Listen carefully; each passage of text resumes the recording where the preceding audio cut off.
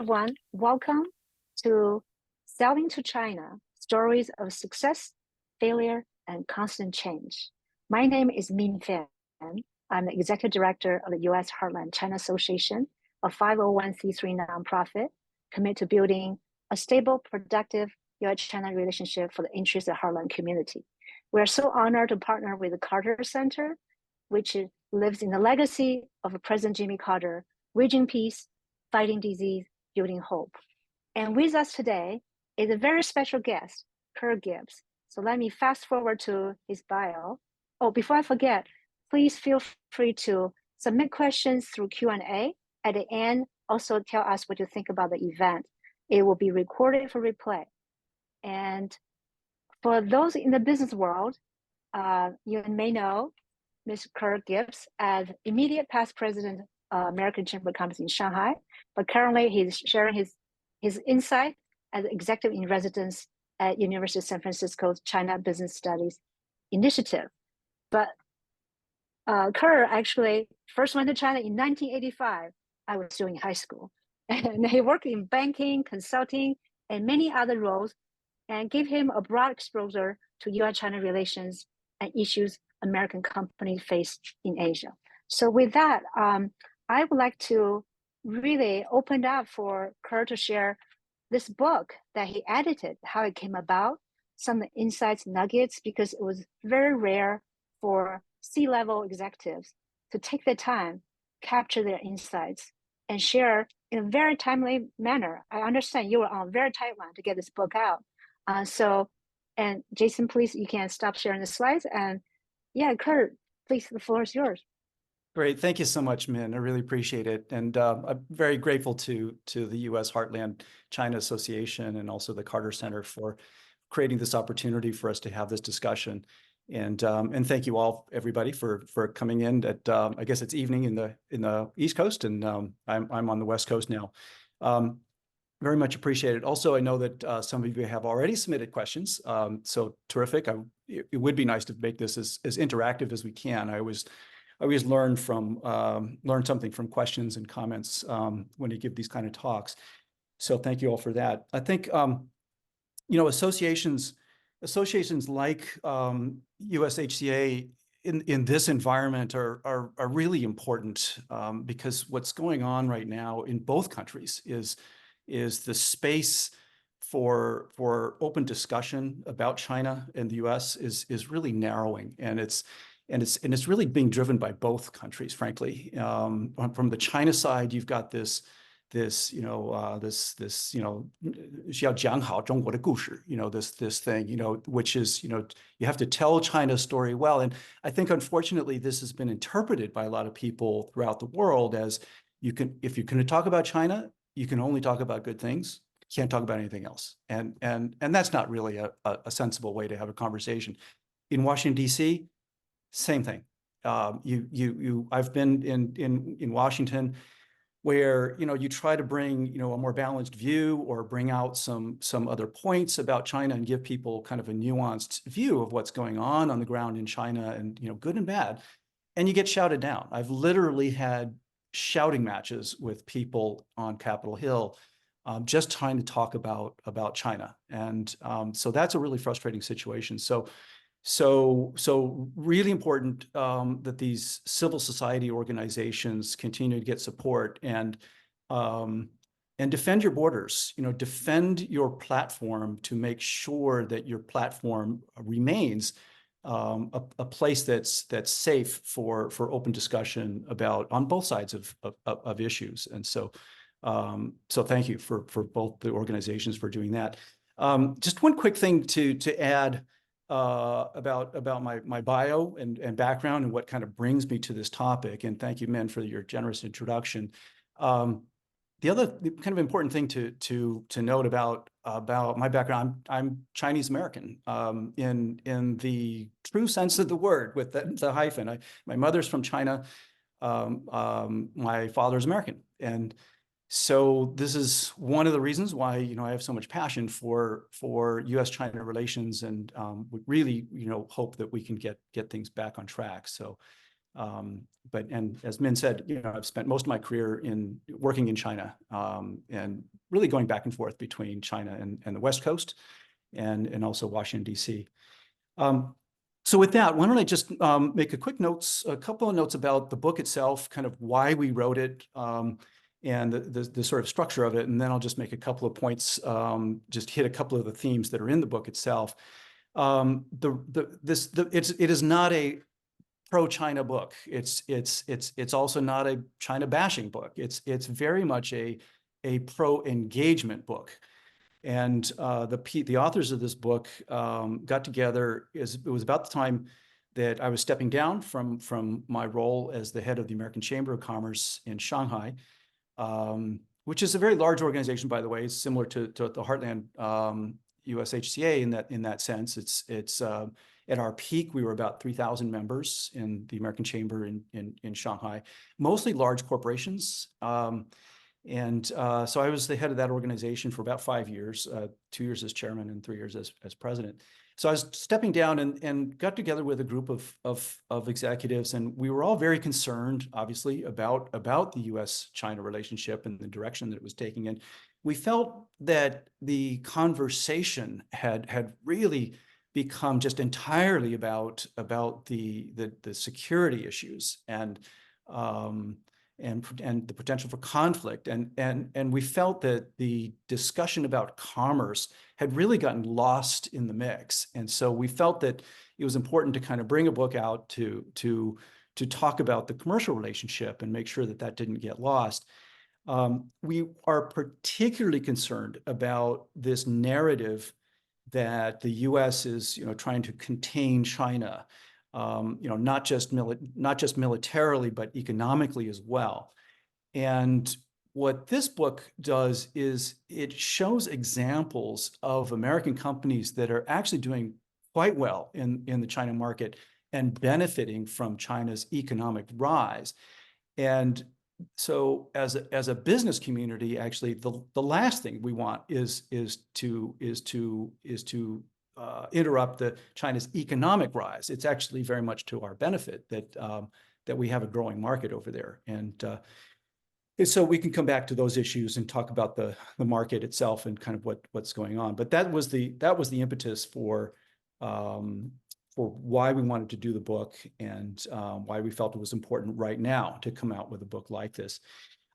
So it's a collection of chapters that are written by C-level executives, and again, this is executives in large foreign companies. So there's a lot more going on in the China market that's not having to do with the large foreign companies. There's the Chinese entrepreneurs, the SOEs, SMEs, all of those things, which are kind of different. But this book focuses really on the experience of large corporations, large foreign companies.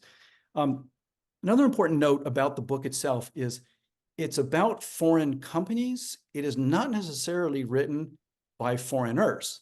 In other words, it's some of the authors are China-born, some are not China-born, and we felt that was important to kind of bring those different perspectives to the discussion. American companies especially have really gone through a lot of localization, and so even at the top level right now, you'll actually see very few non-Chinese actually managing businesses over there. So that's been a shift that's happened really over the last 20 years or so. So that's an important point. Lastly, about the book itself, this is not a book with the sanitized corporate talking points. This was very important to us that each of the authors who wrote a chapter is what I call unencumbered. So they did not go back to their companies and get clearance to write the chapters or on the content of the chapters. This has to be their own story, and that was very important. So you're not going to get sanitized talking points, because that's not a very interesting book. So a few themes that I want to talk about. And again, the book it's not all positive, it's not all negative. It's really meant to be a realistic view of the operational issues that foreign businesses encounter when they operate in the China market. And I just want to hit on three themes that kind of go throughout the book and bring them up very briefly. And then again, we can double back and have discussion about it. The first one is government relations, and especially the relationship between government and business in China. And this is an important theme that really goes throughout the book, and because it's probably the most misunderstood aspect of China, where both in Washington, D.C., and at the policy level and at the business level in corporate boards, where people sort of have this idea that China, everything is top down and government directed, and everything happens in Beijing. And that's actually not the case. And the smart companies really have found a way to partner with government, especially government at the local level. The provincial and municipal level is really where a lot of the action happens. I mean, let's face it, they do still get their plans and directives from above. You know, the 5-year plans come out from from Beijing, but how things happen at the province level is really important. And the smarter CEOs, and this is actually probably the most important single point of failure. So from my vantage point at the American Chamber, I've seen CEOs come and go, sometimes very rapidly. And in those cases where you have a fast turnaround, where a CEO is in and 6 months gone, 9 out of 10 times, it's because they either misunderstood or mishandled their relationship with local government. And again, some people feel, some managers over there of foreign companies sort of see the government relations thing as being more symbolic, and you just have to sort of show up, kiss the ring, maybe get drunk with the party secretary once every 6 months, and they think that's it. And it's not. It's the relationship with government. If you really want that to be successful, you've got to get deeper into the plan and understand where your business fits within the larger plan, and even getting even more granular than that, going deep into who's my regulator, who are the government officials that have a stake in my success, and what are their KPIs. And if you can align with them, then life is good. If you don't, you really need to rethink the plan, and life can be very, very difficult in China. So that's point number one. Point number two is innovation and local competition. Meaning, from the U.S. perspective, it's looking at trade with the United States, and I think it's easy to kind of get caught up in the discussion about oh, we don't have market access, and that's true in certain industries. We don't have a reciprocal environment. That's also true. Unlevel playing field, et cetera, et cetera. And a lot of that is true. It's also true that the Chinese companies have really come up in terms of their competitiveness on the back of innovation. And this is an important point, because one of the reasons, so a lot of people ask me, if American companies, are they pulling out of China, or why is it so important to be in China in the first place, and these kinds of things. Yes, it's because it's a large market. Yes, that's true. And it's, in certain industries, it's such a large market and so important that literally, if you're a global company and you don't have a business in China, you're not a global company. And that's very true in certain industries. But it's also true that if companies exit the market and there's so much innovation happening in that market, they're going to miss that.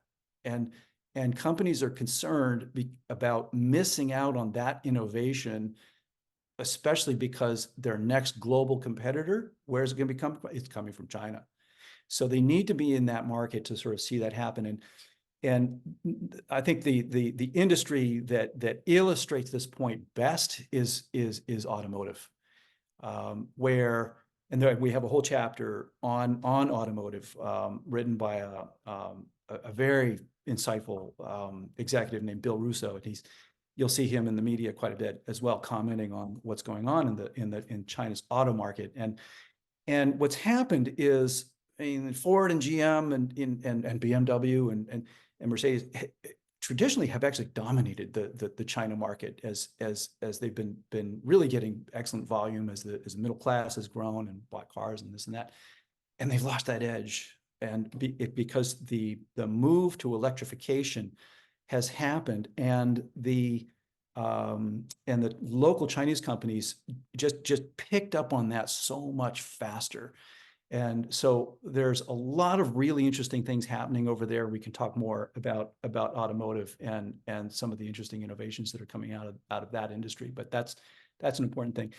Lastly, just the third just trend or theme, I guess you could talk about, is, again, in talking about competition, very often competition in the China market actually looks different from what it looks like here. And what I mean by that is, there are times when, I mean, mostly American companies are competing against other private enterprises, the so-called POEs, and SOEs. But sometimes American companies are actually competing against their own regulator. And again, this comes back to the discussion about the structure of government and that relationship. The best example of this happening is so we have a chapter written by the former managing director of the NBA in China. And the NBA came over to China. I don't want to steal his thunder because he's written a really interesting chapter that I hope you will all read. But it goes into the evolution of how the NBA kind of entered the China market and pioneered sports marketing and brand marketing over there. It's very interesting. But it's also interesting how the NBA went over there and, wanted to do events, wanted to do games, wanted to start their own league, wanted to do all these things. And I realized, well, wait a minute.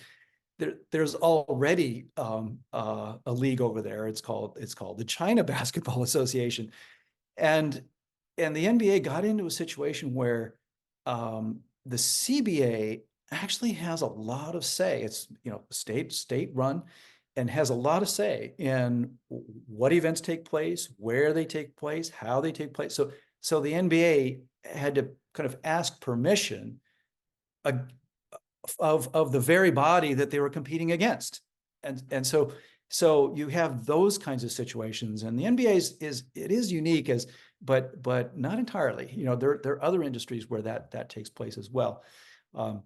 And that chapter has a lot of other things that you can look into, other themes that we can talk about, the geopolitics that impact something like the NBA, and they had some struggles there they're also covered in the chapter. So those are just kind of three themes that run throughout the book. Min, I can make a few comments kind of at a high level, especially kind of keying off some of the questions that came up about just about the overall economy and where foreign businesses are thinking right now. So yeah, I actually, if we may take a brief moment, because sure. I wonder if this book came out in time for the next AmCham door knocker visit, would they be bringing the book to the Hill? Oh, that's a good question. Yeah, the AmCham door knock, just for people who don't know. So a really key activity that the American Chamber of Commerce does every year brings a delegation to Washington, D.C. We typically bring 15 to 20 executives and visit both members of Congress and also people in the administration. And typically that is one of the things that we bring on that trip is the results of our survey.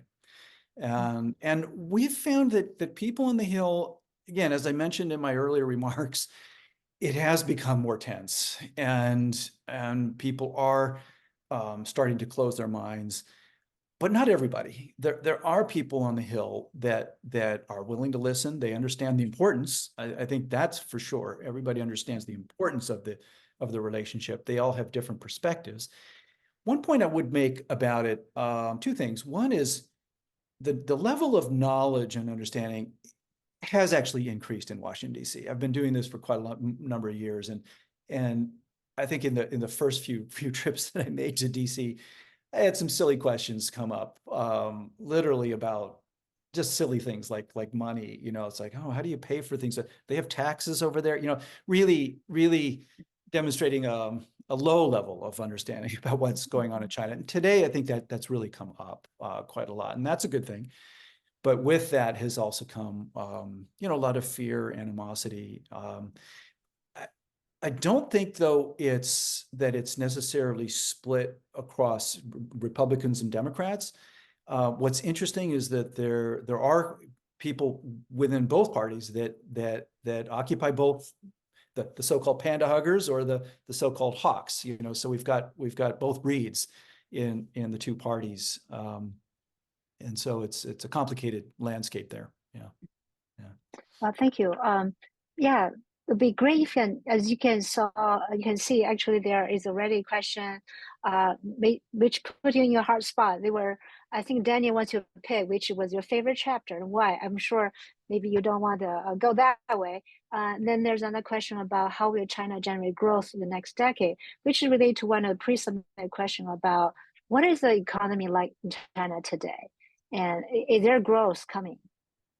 Yeah, on the first question, yeah, I don't have a favorite chapter, but I would point people, if you're only going to read one chapter, then Ken Jarrett has written the epilogue, and the epilogue really does a great job sort of summarizing a lot of the themes that are through the book. So I know everybody, busy people, and so if you only read one chapter, that might be the one to read. But otherwise, go for industries. Each chapter kind of covers a different industry and different themes. So you'll be able to and each chapter kind of stands alone. Quick thoughts on the economy. Yeah, and that question came up as a pre-submitted question as well. Somebody said, what is the current economy like in China? Can you describe the local Chinese government debt situation and how it would be relevant to business opportunities there for American companies? Yeah, the economy, and I think a lot of people are also concerned about this whole demographic shift. And the economy, my take on the economy, I mean, it's certainly still in COVID recovery, zero COVID recovery, and that has I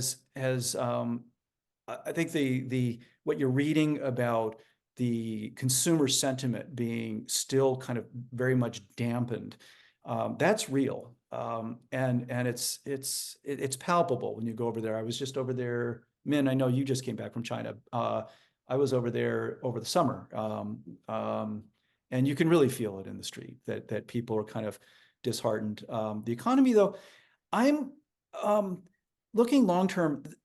A lot of people were out there talking about the demographics, and there are a few analysts that say, China's going to head off a cliff, and doesn't have enough people, and these things. I'm actually not in that camp. I think what we are seeing is definitely the years of double-digit crazy high growth. Those are over. What we are going to see is 4 or 5% GDP growth for the foreseeable future. Let's remember that 4 to 5% GDP growth, that's a lot of economic activity that goes on top of the existing economy. So 4 to 5% is not falling off a cliff. However, it is important to note that the large companies are looking at the China market differently now. So it used to be very large and high growth and high profit.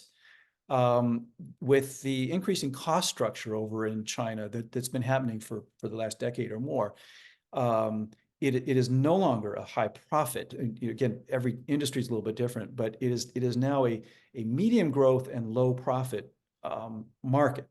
So just if I can make that as a gross generalization, that's going to be the reality of the China market. I still think that's still a very attractive market to be in, just for growth, and then, as I mentioned before, the innovation. I'm not as much a pessimist on the demographic shift, because remember that during the very high growth years in China, so, and I'm talking about sort of post WTO, 2001 to 2011, 2012, which was the very high growth. Those were not high growth years in terms of the population. Those were high growth years GDP. Why? Because of the productivity number. So productivity was growing so fast during those years as a result of opening trade, the new capital that was coming in, all of those things really drove a very steep productivity curve.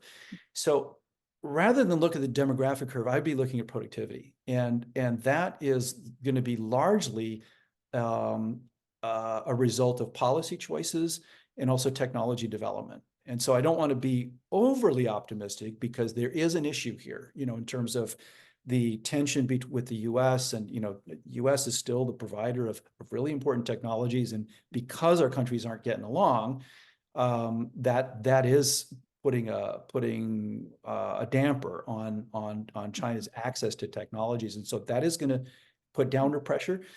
But I also think that there's policy choices that can be made that can impact in a positive way the productivity number. And I'm talking about more investment in education, some intelligent choices around AI and how that gets implemented in the market, and other things around technology and productivity. It's interesting you mentioned about that investing in education, AI, because that's kind of what the Chinese government is trying to do too, right? They are trying to use policy to drive growth. I think one part of the book is really interesting to point out, again, historical patterns, how Japan, Korea, Taiwan came through this copy stage, and even United States. So another thing they talk about was how, with AI, China seems to have a lead, and is that going to be the next engine? So again, there's an anonymous question. Basically, it's really the perception is China is decades behind, and then how they're is exorbitant government investment going to help them to innovate muscle into the market share? Before I hear your comments, I love that one of the contributor talking about how the U.S. chips and the Science and Chips Act and even are kind of copying Chinese blocking away, right? We're doing industrial policy. Yeah. But again, I just hear your thoughts about one of the anonymous questions. Yeah, I actually think that's a good thing. And I think that's one of the points that I'm making about innovation is that I think the U.S. car makers missed a lot of this because they were unwilling to copy their Chinese competitors. I think you're going to see a lot more copying of Chinese competitors. And I think that the U.S. and China should be copying each other and learning from each other around some of these policies. Let's face it. I mean, China has done a lot of things really, really well. And not everything, but there are things that they've done well. And for one, really understanding the climate change. Now they still burn a lot of coal, and so I'm not saying they're perfect, but if you look at China's air pollution and just general water pollution, soil from 2008, 2012, and where it is now, it's extraordinary how policy has really turned that situation around. It used to be Beijing, Shanghai air was toxic. And now it's not. I'm not saying it's perfect, but it's much better than it was. Around AI, I think you mentioned that you thought China. I actually missed that whether the questioner was saying China's behind or ahead, the question is basically saying they think that Chinese manufacturing is decades behind. The South Korea, Taiwan, Japan. I'm combining that question with the AI because they are known to be leading. So first of all, is it true that manufacturing is way behind? And second, if they are already leading some technology, is that going to be the engine that drive their growth versus purely depend on manufacturing? Yeah, good question. It's hard to measure that. I wouldn't say China's way behind. I mean, South Korea and Japan are advanced manufacturing. They're certainly advanced. I think looking at China, it's a much more mixed bag in China. I mean, you've still got low value added industries in China that are in the process of moving out. So in other words, when I talk to my friends in local government, and they see factories closing, and moving out of China, they're like, great. We didn't want those shoe manufacturers anyway. We no longer want the cut and sew industries. They don't pay taxes enough. We want the higher value added. So yes, there's still a lot of those industries in China, and you can never, these things don't happen overnight, but those are moving out. You are seeing a fair bit of advanced manufacturing in China. A lot of you do see a lot of robots being used, a lot of automation. I can't really say, have a great metric to sort of compare. Is it 5 years behind South Korea or 2 years or whatever? But what I can say is when I started working in China, in the 1990s, I was over there with the Boston Consulting Group, and I was walking through a lot of factories, and I can tell you it was horrific. I mean, that just safety standards, just labor, no ear protection, no gloves, none of that stuff. And I was walking through a factory just this last summer, and I was walking through a factory, and the foreman was showing me around, and I just turned to him and I said, yeah, I'm just curious, what's your rate of injury? How many workers get injured? And he looks at me and he says, oh, injuries. Yeah, I think we had a worker that was injured. I think it was about 2 years ago. And he wasn't kidding. I mean, it was now that was a very advanced manufacturing environment. So I'm not saying that is what it looks like across the board. One last comment about manufacturing in China, and production. Two things, actually. One is that because there's so much discussion about supply chain and, are people moving production out of China, and why is it so difficult to move production out of China? One of the reasons is the ecosystem. So it's not just that it's one maker of a certain product. It's that factory depends on the supplies of all these other things. And so, I mean, the poster child for that is obviously Apple, with the iPhone. I mean, it's not just Foxconn that's making these iPhones.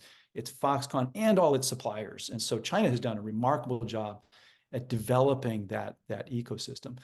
The other comment about production and unfortunately this comes back to this decoupling and are companies moving out of China, or are they not moving out of China?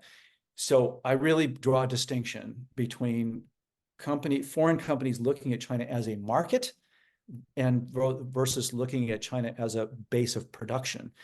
And as a market, I'm saying I'm not seeing anybody in the large companies moving out of China. I think there's still slowing down investment.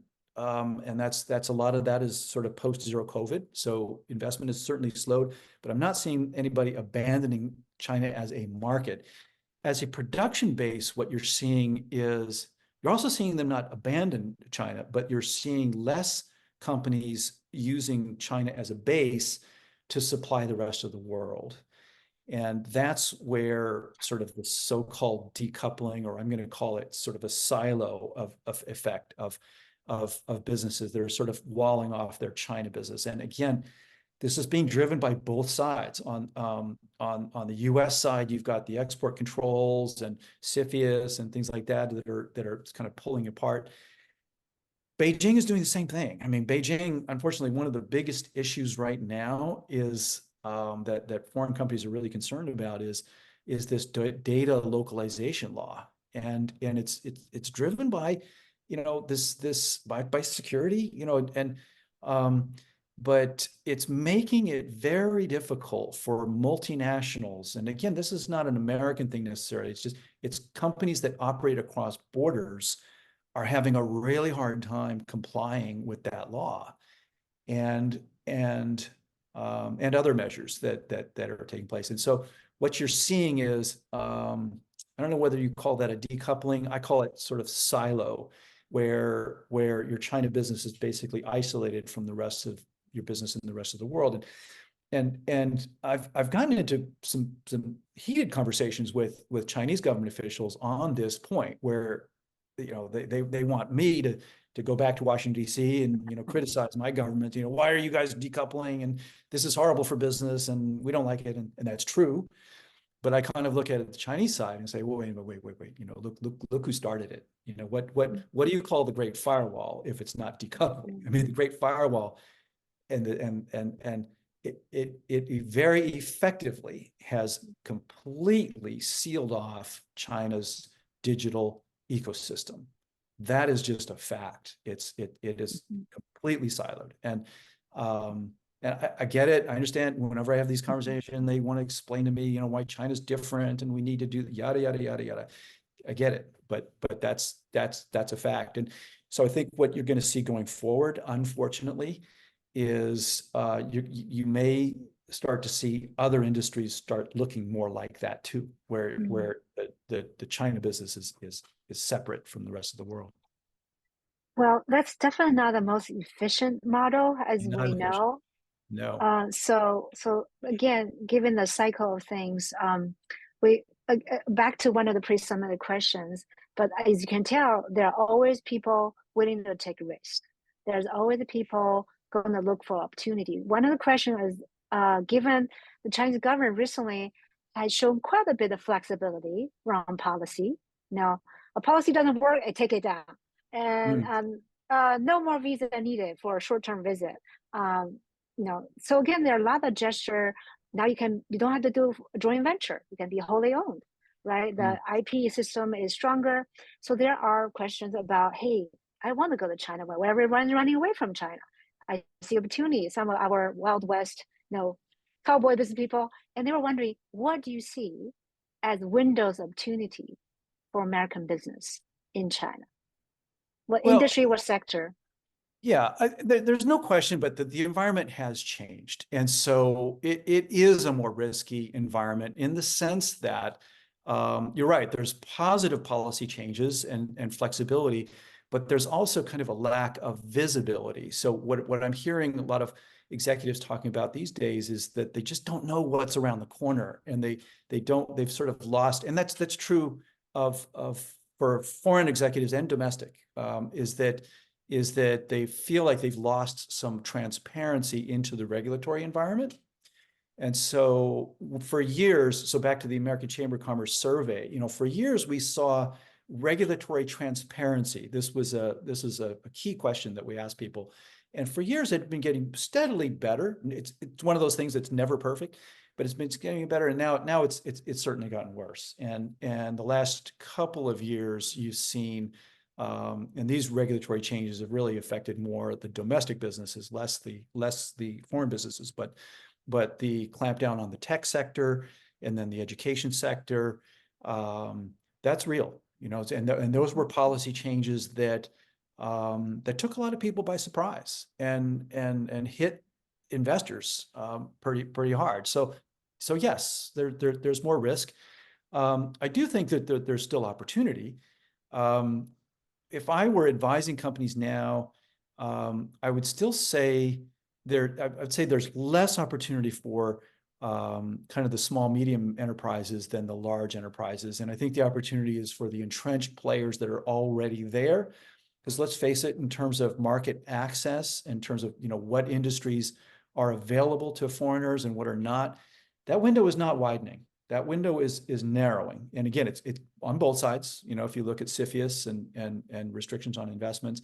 So the window is narrowing. Therefore, I would expect not that many new entrants going into China. And also, if you're a smaller company, then you're not going to have the resources to properly evaluate risk and things like this. So it is a more risky proposition than it would have been, say, 5 years ago. Yeah, but sector-wise, just real quickly, I think the ones that are off the table are fairly obvious. I used to be in the network security business and tech and all those things. So a lot of those things are going to be really, really difficult.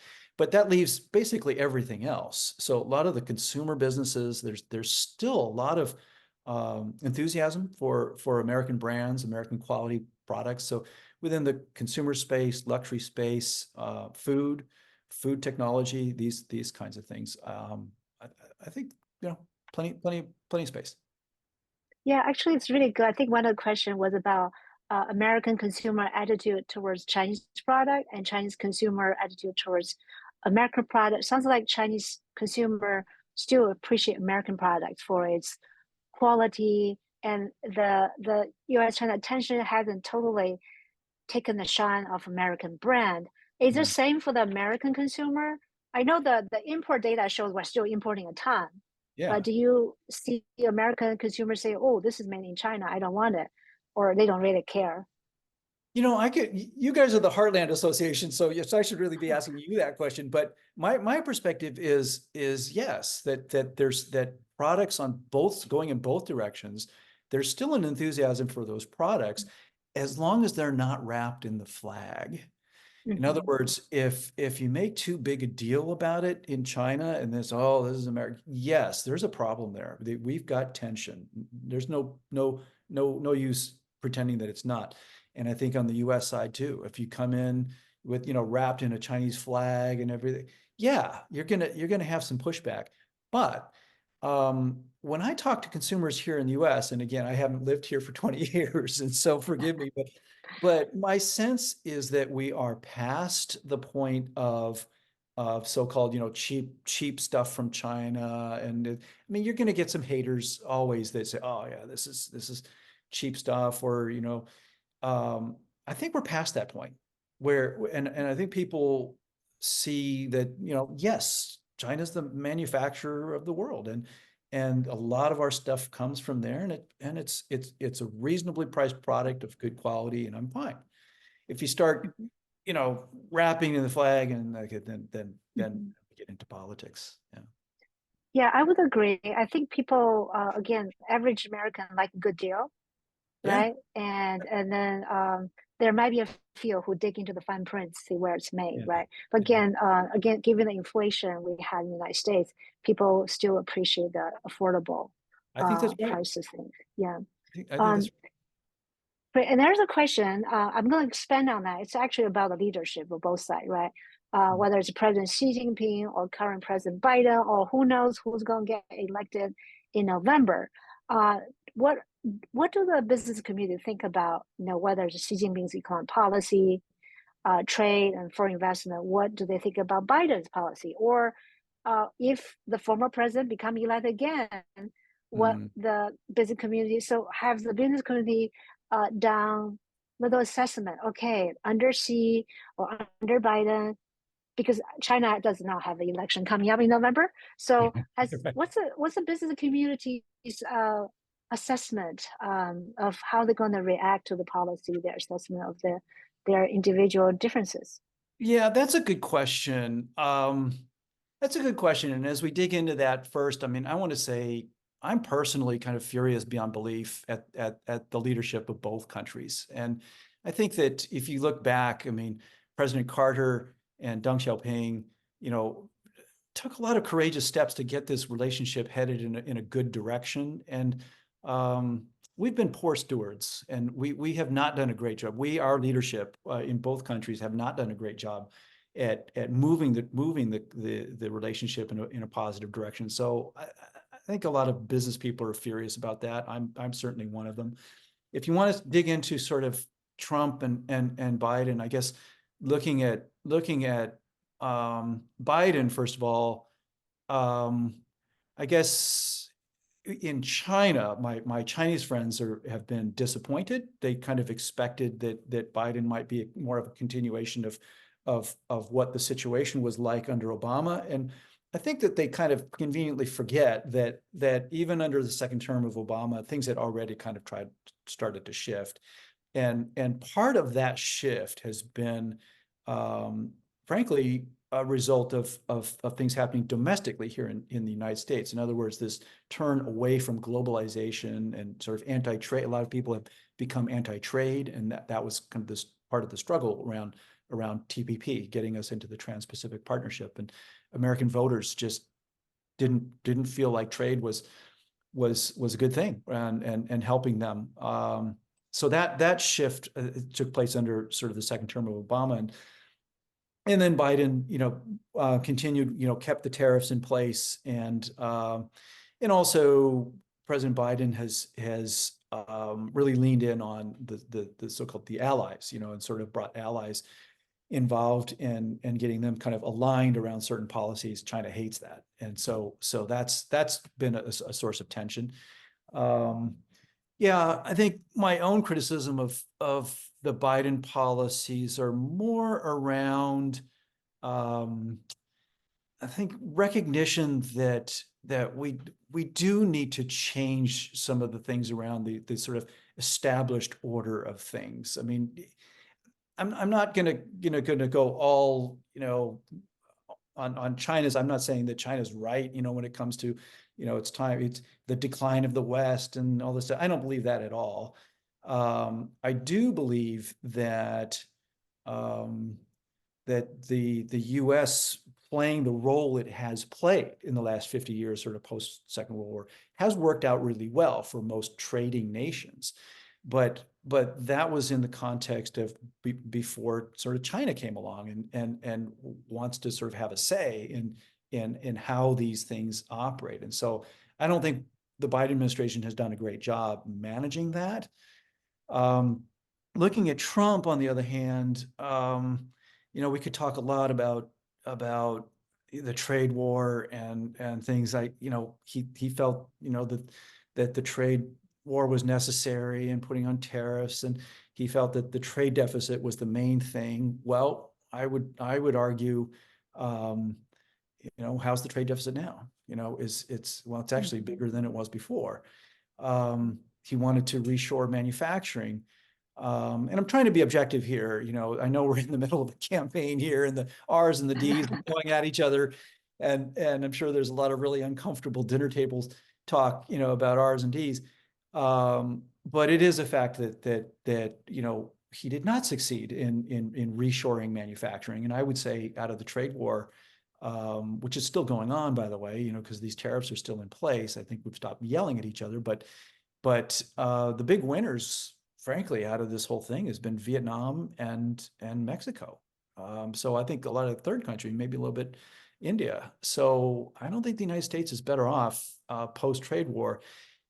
I will make this last comment about Trump, and again, towards the end of his term, again, COVID put a lot of stress on everybody, but the whole name calling thing and lack of respect, I think my view is we've got a lot of structural challenges between the US and China, ideological challenges, trust deficit. But I think if you don't have a situation where the two sides are coming together in an environment with mutual respect, I don't see how anything else can be solved. So that's kind of where I land. So yeah, under a second Trump presidency, that's going to be an issue. Because China, everything I've learned about China is respect, Mianzi, right? Face, respect. Yeah. Which really shouldn't be unusual. I mean, it's just that really should be kind of the base starting point for international relations. Right. So one of the questions is actually from a state trade person asking, in the current dynamic, do you have any suggestions for state that are trying to grow their export business? The reason is because as you look through one of our recent report, Why China Matters the Heartland, there are states that continue to grow their actually investment coming in, student coming in and export, while other states are actually shrinking. So it's really interesting that the states that had a more multi-level connection with China seem to have more robust economy. And so, but there are states that really want to grow their export business, even though maybe their politicians may say otherwise. Do you have any suggestion for those states who would like to have a bigger part of the export pie, but aware of the political sensitivity around that, working with China? Yeah, no, they should. And U.S. exports to China are up. So there is a good market there for U.S. exports, especially around agriculture. There's challenges around the tariffs. So those tariffs on both sides are still in place. So that's still having an impact. And so, again, you got to go product by product and see what your situation is. My advice for people at the state level, I'm really glad to see them on this call, because my advice would be get deeper involved. There's a huge premium on sort of trust and comfort. So one of the things that I think is a drag on commerce is when people just look at the tension and they pick up the newspaper and they see at the national level, the Beijing to Washington level, these guys are at each other's throats, and they just don't feel comfortable. But if you get the state level officials involved, I think you're going to have to play a bigger role and probably play a longer role. At the state level, you might be accustomed to just sort of coming into the first meeting, or breaking or cutting a ribbon or something like this, and then sort of backing away. You're probably going to have to stay in the deal longer, just to make everybody feel comfortable. But I think it's important. I think also going to China. Min, you and I were at the Carter Center a couple of weeks ago, and they talked about this. Or maybe it was your organization which one of you guys organized the mayors brought the. Oh yeah, we did. Yeah. It was you guys, yeah. Yeah. That's effective. That is effective. You have no idea what the knock-on effects are when you bring people over and they just get a look at in that trust level, and they just go, oh, somebody from that state or from that county thought it was important enough to come over here and just ask some questions. That's meaningful. And so you may not go home with a fistful of purchase orders, but believe me, that the knock-on effects, you may be 6 months, 12 months, 18 months later, but the orders will come in. Yeah, actually, really interesting. I remember the mayor saw some innovation in Nanjing. They were like, "Hey, do you think we can take this back home?" So they were definitely seeing where China was Yeah. have best practices, on the charging the buses and whatnot. Yeah. So that leads to another question I've submitted is about geopolitics and global trade obviously intersect. Would it be correct to say that China's closer relationship with Russia means that China-Russia two-way trade is a focus for both countries? So I know Russia coming in, it's very, I know we recently traveled to China. You can see the narrative is very different, right? About Russia, about Ukraine. And what we hear in the US, what we hear in China, or in other countries are very different. And how does that come into the trade, the business world? Yeah. That kind of different, yeah. Yeah, it is really unfortunate. And I think when I talk to my Chinese friends, like as you said, man, yeah, the perspective is completely different. And in a lot of cases, they have no idea how big an impact that had on how people in the United States view China. And again, we have completely different perspectives on what's going on in Ukraine. And again, sitting here, I just look at it, and that was a peaceful country that wasn't hurting anybody, and now they've been invaded, and the things that are happening. And so, but again, the narrative in China is completely different.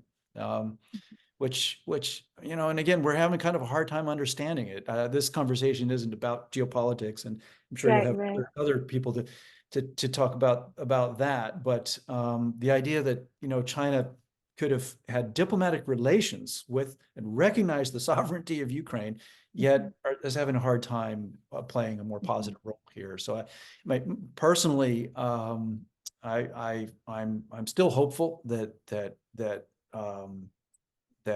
Beijing will come in and play a more active and positive role towards getting that resolved, so that people can stop dying. But yeah, it's had a huge effect, I would say, on U.S.-China relations, and yes, there's an impact on business. It just makes everybody uncomfortable. Yeah. So, given you have been in China for so long, we heard the saying that China used to be like the panda everyone loves, cute and fuzzy. But now it's really not that case. I think that there was a question about what suggestion you have for the Chinese side. I'm glad the person is asking the question because I don't see anyone asking what suggestion you have for the U.S. side. But if you're asked, again, I can really feel that the very busy C-suite leader who wrote the book had a higher calling. They were all really worried about armed conflict. They were really worried about something that dragged our world into a very destructive cycle. So there's a lot of higher calling in this book. But if you have to give a suggestion to the U.S. leadership and Chinese leadership from the business point of view, what would you tell them? Well, I think at the people level, I think on both sides, we need to recognize that neither side is the enemy. In other words, the people of China and the people of America have no quarrel with each other. I mean, this is a structural issue at the government to government level. Now, these are obviously connected, but there is a difference between party, government, people. I mean, these are three different things. And so I think that's important to recognize. I think it's also important that, don't pick up every fight, pick your battles. If somebody's not respecting you, then, you have to deal with that. But I don't think it's important to fight every battle. So there's that. I know there was another question about student exchanges, and so that's important. And the numbers there are staggering. I mean, it's imbalanced. I mean,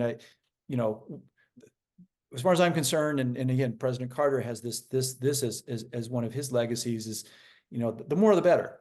So the exact number isn't important. The question is the direction. Are we getting more students or less? And right now we're getting less in both countries. And in fact, you might remember the exact number from our conference at the Carter Center a couple of weeks ago, but it was staggering, the number of American students that are in China. I think it was like 350, literally 350, not 350,000, 350 students. It's like that's at my class at Berkeley, that's like one lecture hall, so that's just crazy, and that's, we've got to find. Now, I know that President Xi has actually set a target that he wants to have, 50,000 American students in China by, I don't know, by when. I wish him all the best on that. And if anybody can help him do that, great. That's an ambitious target. I think the highs when I was a student, the number wasn't all that high then either, but I think the peak of American students, you might know better than me, but something like 20,000, 25,000, something in that range. But I see that Professor Liu from Carter Center is still on here. Maybe if he has the number, he can drop it into the chat box for people. But yeah, we gotta fix that. There got to be more people going to China, and I'm doing the best I can. Last summer I brought 8 of my students. Right now I'm teaching at the University of San Francisco, and I brought 8 students with me to China over the summer. They loved it. We did tours. I took them to a bunch of companies to tour it. They all want to go back. I'm going to do the same this summer. Hopefully, more students. Yeah. Yeah, I would share there's a lot of interest. We have a summer pen pal program, virtual pen pal between high school students in China and students from Missouri. Actually, they made such good friends, and they said, "Oh, I'd love to go visit them." Yeah. So I think actually I did clarify. Apparently, high school student also count. Oh, So nice. we have a bigger window. Yeah. But again, one thing that I want to mention is that we're going to have 2 quick questions, and then we're going to wrap, and then the general session will close, and then the USGA or Carter Center members, we can have a more private discussion if you feel you're still up for it. Sure. Ker. So the 2 questions, one is your book available on audiobook? Because people, is the book going to come out on audiobook? Sorry, no plan for an audiobook, but the ebook and physical book are available on Amazon, and we do have a seller that is selling the hard copy book for $29, and so it is available on Amazon. So look for that, and also it is put out by an academic publisher, and so we've got this thing called what's it called? Fair use or something like this. So we can actually, if people are want certain chapters of the book, just go ahead and contact me, and we can figure that out, for classroom use or private use or whatever. So just contact me. Probably the easiest way is through LinkedIn. I'm quite sure that I'm the only Ker Gibbs on LinkedIn. I have an unusual name, so I'm easy to find there. Happy to make those arrangements. Great. So one last question is actually about the business community you had represented. Again, the multinationals are perceived as very powerful, right? Very influential. But there's also seem to us outside the business world that even for this very powerful stakeholder group, they were kind of wringing their hands, and on both sides, like things are a little bit out of control. There's so what do you think, again, with the foreign policy for the middle class and trade for workers? I think that may have maybe changed the perception on the corporate America players. And so what are your thoughts on, again, this is a very valuable insights in this book, and how do you think, I would assume that the business community is not comfortable at this tension continue to build. And right. So what would they do? I know you're doing the door knocking on the Hill. And again, I suggested to do more engagement in the heartland. And what other things you think that the business community can really do with both sides, beyond the writing the book, sharing the insights? Yeah, no, that's true. That's true. The business community had, I think, played a larger role when the issues were different. So in other words, we go back to 2001, and when China came into the WTO, the business community played a very large role. And as things went on, we had other issues between U.S. and China that were of a business nature, meaning the IP issues, trade, the various things that where the business community could really play a role. I think that it's true that the large companies have been less vocal now, but part of that is because the nature of the conversation has shifted. The types of issues that we have now are actually not business issues; they're national security issues. This thing with Taiwan, this thing with the South China Sea, which my view is those two are actually very much related. So the business community can't really play as active a role in that discussion. We don't have any aircraft carriers, so what are we going to do? I think again, what everybody wants there, especially around Taiwan, is the status quo. But I think more and more that's a challenging thing to hold on to. And I guess my view is that that those problems are going to need to be dealt with. They aren't the only issues between the U.S. and China, but getting those resolved to a point that both sides are comfortable is almost a prerequisite for getting back to a much more productive relationship. So, and again, back to my criticism of my encouragement, I guess, of the Biden administration to again take a more flexible look at that and really try to understand what those issues look like from the other side. And that'd be my bias in Beijing as well. I think Beijing is also ignoring certain issues that drive and confine U.S. policy with respect to both of those things. And so right now, what I see between Beijing and Washington, there's just not enough listening going on between the two. It was helpful, the meeting that they had, the face-to-face meeting here in San Francisco on the sidelines of APEC, helpful.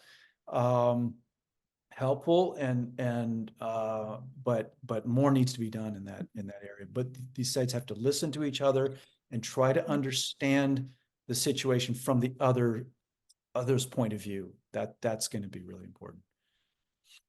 Very well. Thank you so much, Ker. At this point, we conclude the public segment